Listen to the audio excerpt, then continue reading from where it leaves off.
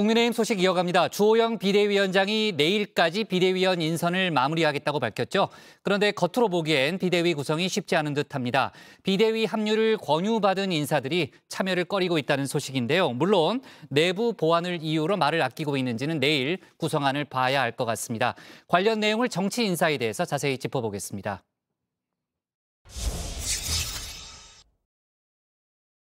결국 주호영, 권성동, 성일정 세 사람이 중심이 돼서 이끌어가는 친윤 비대위일 수밖에 없는 거고. 숱한 논란 속에 어렵게 출범한 주호영호. 내일까지 비대위 인선 작업을 마무리한다는 방침인데요. 9명의 비대위원 가운데 권성동 원내대표와 성일정 정책위 의장은 당연직으로 참여를 하죠. 나머지 6명의 자리를 채워야 합니다. 이 가운데 2~3명은 외부 인사들의 목. 문제는 나머지 내무 인사를 누구로 데려오느냐입니다. 정치권과 언론에 관심은 이른바 윤핵관들의 추가 합류 여부인데요. 이준석 대표, 미리 윤핵관들의 이름을 직접 거론하면서 고춧가루를 뿌려놓기도 했습니다.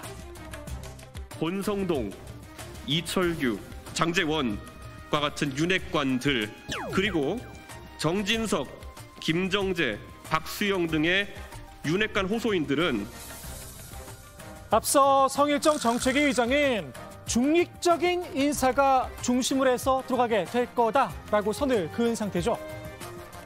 비대위원장님 성품으로 이렇게 보면 중립적인 인사하고 또 적극적으로 좀 나서서 쇄신할 수 있는 혁신과 쇄신을 할 수 있는 그러한 분들을 저는 찾을 것으로 예상을 합니다. 주호영 비대위원장은 여러 조합을 놓고 고심 중이라는 입장을 밝혔는데요. 여러 후보군을 놓고 조합이라 할까요? 그런 걸 고민하고 있습니다.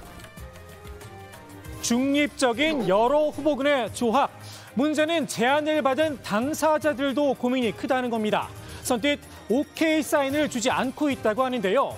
주호영 비대위를 보는 국민들의 시선 곱지만은 않죠. 스스로 비상 상황이라고 정의를 내렸으니 얼마나 비상하게 잘하나 지켜보고 있는 상황입니다. 게다가 국정 지지율은 아직 바닥을 확인 중입니다.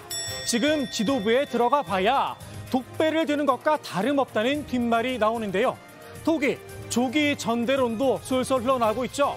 자리에 욕심이 있다면 차라리 차기 전대에 나서거나 차기 당대표부를 돕는 게 정치적으로 낫다는 판단도 깔려 있는 듯합니다. 제안을 받을 사람이 그럼 여기에 줄 서는 것보다는 당대표에 줄 서는 게 낫다고 생각하는데 그런 식의 사고방식이 우리 당을 망치는 겁니다. 민주당 비대위원이 누군지 아십니까? 잘 기억이 안 나시죠? 그만큼 사실은 민주당 비대위원장이 가지고 있는 위치 자체가 제한적이기 때문에 사람들이 관심이 없는 거고요. 아마 국민의힘 비대위원장과 비대위원들도 마찬가지라고 보는데요. 게다가 주호영 비대위의 첫 단추, 구설로 시작을 했죠. 솔직히 비 좀 왔으면 좋겠다. 최순실님 사진 잘 나고. 비상한 상황 속에서도 장난을 칠 여유는 있었나 봅니다. 그것도 수해 현장에서 말입니다. 다른 의원들도 긴장감은 없어 보였습니다. 엉덩이 만졌어. 그러니까 못 보면서 이제 나이가 좀 하네 이제.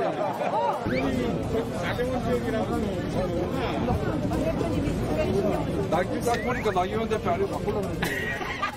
여기 지금 나가서 뭐 하시는 거예요? 나가서 뭐 하시는 거냐고요? 주호영 비대위원장, 과연 얼마나 혁신적이고 중립적인 인사들로 비대위를 꾸릴 수 있을까요? 당연직들이 이끌어가는 친윤 비대위란 뿌리패를 뗄 수 있을지 내일 있을 인선 결과 발표를 지켜봐야 할 듯합니다.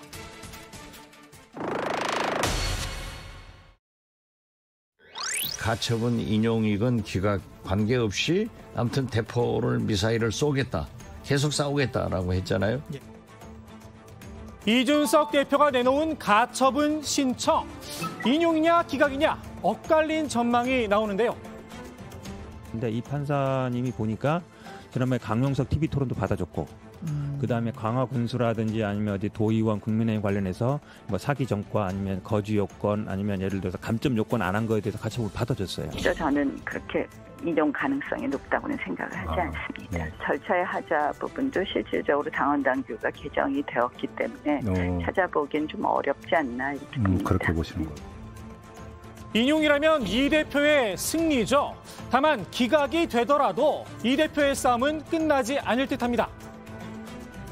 일단 싸움의 기술이 좀 앞서 있다, 이준석 대표가. 네. 뭐 그런 느낌이었습니다. 뭐 윤핵관이나 대통령실보다도 적어도 한 수 내지 두 수는 위인 것 같습니다. 정말 윤핵관들이 이준석 대표에 당할 재간이 없다. 그 논리로도 그렇고 사실 당할 재간이 없는 뿐만 아니라 저는 부럽다 생각한 게 처자식이 없으니까 저렇게 마음대로 하는구나. 이 대표의 싸움의 기술, 메시지의 내용은 물론 타이밍도 오묘하죠. 이준석 대표가 한 주간의 동향들을 잘 지켜보고 거기에 대해서 응축된 메시지 13일 날 사자우를 토해낸 다음에 13-15 정치적 뉴스가 없는 그 시간대를 이준석 대표의 이야기로 도배를 하려고 하는 것이 이준석 대표의 생각이 아닌가라고. 대통령 경축사도 붙일 가능성도 있죠. 사실은. 그 정도로 아마 여론전에 능한 사람이기 때문에 저는 당내에서 이준석 대표와 맞서 싸우려면 윤핵관이라고 하시는 분들이 정말 잘해야 될 겁니다. 윤석열 대통령의 취임 100일 기자회견도 하필 가처분 신문과 겹쳤습니다. 공교롭다고 해야 할까요? 가처분 신문 기일이 내일 모레죠.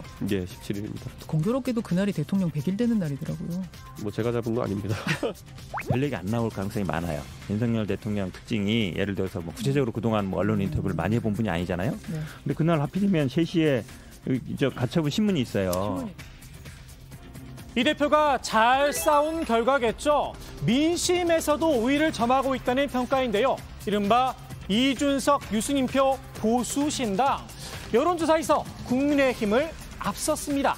다만 어디까지나 기대감의 표시라는 지적도 나옵니다. 과거 안철수 신당, 비박 신당도 높은 관심 속에 출발은 했지만 결국 끝은 좋지 못했습니다. 더욱이 신당 지지율엔 허수도 포함되어 있는데요. 신당을 지지한다는 응답자들의 현재 지지 정당별 분포 보시는 것처럼 민주당 지지층이 거의 60%에 가깝습니다. 국민의힘 지지층은 20%에도 미치지 못했습니다. 민주당 지지자들이 신당으로 지지정당을 바꿀 가능성 과연 클까 싶습니다. 또 다른 여론조사였죠. 국민의힘 당대표 적합도 조사에서 유승민 전 의원과 이준석 대표가 나란히 1위와 2위를 차지했는데요. 이 대표 입장에선 나쁘지 않은 결과입니다. 다만 이 대표는 조사 의뢰 기관인 쿠키뉴스의 의도를 의심했습니다. 왜 갑자기 유 전 의원을 선택지로 넣느냐는 겁니다. 이준석과 유승민은 지지층을 공유한다고 생각할 겁니다. 1등 이준석과 2등 주자의 격차가 한 2%, 7%였으니까 뭘 넣어도 하여튼 넣기만 하면 유승민을 넣기만 하면은 이준석 표가 그 이상은 내려가지 않겠느냐. 갈라질 거다. 갈라질 거고 그러면은 그 이준석 다음에 있는 주자. 그 단일화 좋아하시는 분. 그분이 아마 1등 하지 않을까. 그런 의도가 있었을 수도 있다. 단일화를 좋아하시는 분, 이 대표가 누구라고 콕 집어 이야기하지는 않았는데요. 알만한 사람은 다 짐작 가능한 분이죠.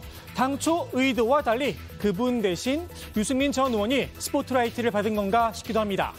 이 대표가 쿠키뉴스의 의도를 의심한 이유, 구원이 좀 있죠. 윤핵관이라는 단어가 탄생한 게 처음에 쿠키뉴스라는 언론에서 계속 윤석열 측의 핵심 관계자라는 표현으로 저를 공격하고 이렇게 당의 방침과 반대되는 이야기를 하면서 윤핵관이라는 얘기가 나온 거거든요. 그걸로. 쿠키뉴스발 여론조사 결과 국민의힘 내에선 민주당 지지층도 포함되어 있다는 지적이 나왔죠. 민심과 당심은 다르다는 겁니다. 민주당 지지층도 포함되어 있다고 생각을 합니다. 저 조사는 늘 어떻게 보면 민주당 지지자, 국힘 지지자가 모두 한꺼번에 조사합니다. 의미 있다고도 볼 수 있지만 또 그런 의미를 그런 부분을 좀 감안해서 봐야 될 조사다 이렇게. 실제로 국민의힘 지지층만 놓고 보면 오차 범위 내에서 수미박군이 있었습니다. 안철수 의원이 1위, 이준석 대표가 나경원 의원과 나란히 2위를 차지했습니다. 당심에서 1위를 차지한 안 의원, 광복절을 맞아 외부의 적보다 내부의 분열이 무섭다. 화합과 안정을 강조하는 메시지를 냈는데요. 이 대표의 내부 총질을 우회적으로 비판한 듯 싶습니다. 2위를 차지한 나 전 의원은 이 대표를 직격을 했죠. 아직 수사 결과도 나오지 않은 이 대표 관련 의혹을 미리 유추하기도 했습니다. 최측근이 가서 7억 투자각서를 썼다는 것 자체만으로도 많은 부분을 우리가 유추할 수 있는 거 아니겠습니까? 네.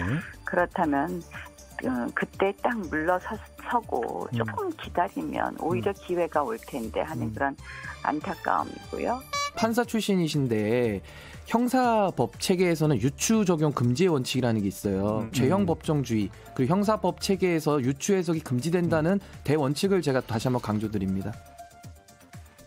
안 의원은 이 대표와 직접 충돌을 피하는 반면 나 전 의원은 오히려 이 대표와 각을 세우는 모양새입니다. 과연 누구의 판단이 정치적으로 더 득이 될까요? 이 역시 이 대표의 전투력에 달려있겠죠. 오늘의 정치 인사이드 이렇게 정리합니다. 너 나한테 한 번만 더 손대면 그땐 피똥 싼다.